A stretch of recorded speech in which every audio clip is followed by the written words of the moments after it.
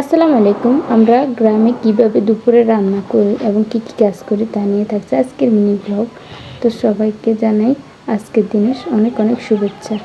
তো দেখুন, আমি প্রথমে পাকঘরটা একদম অবস্থা, সকালবেলা রুটি বানিয়েছি, ঠিক সেইভাবে রেখে দিয়েছি বাচ্চারা যাতে মাদ্রাসায় বা স্কুলে যায়, তাই সেই কারণে আমি তো প্রথমে রান্নাঘরটা পুরো ঝাড়ু দিয়ে নিয়েছি। ঝাড়ু দেওয়া হয়ে গেছে, এখন আমি পুরো রান্নাঘরের চারপাশটা একটু মুছে নিচ্ছি।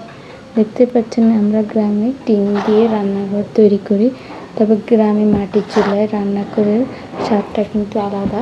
আপনারা যে যে খেয়েছেন সবাই বুঝতে পারবেন। তো আমি এক চুলার মধ্যে রান্নাটা করব, তাই আমি কিছুটা চালি উপর থেকে উঠিয়ে নিচ্ছি, নিয়ে অন্য চুলার মধ্যে রেখে দিচ্ছি, দিয়ে এপাকে আমি আগুনটা ধরিয়ে নিচ্ছি।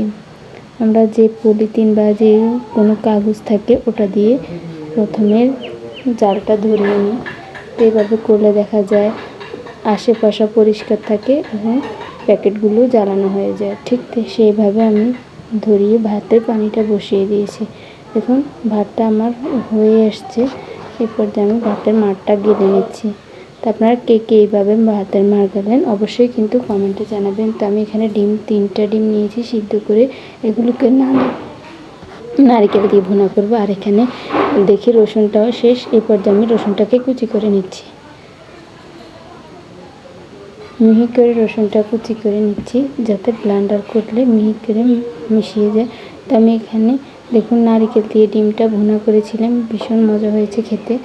তো এই রান্নাটা আমি আমার নানুর কাছ থেকে শিখেছি, সাথে লতি ছিল। আল্লাহ হাফেজ।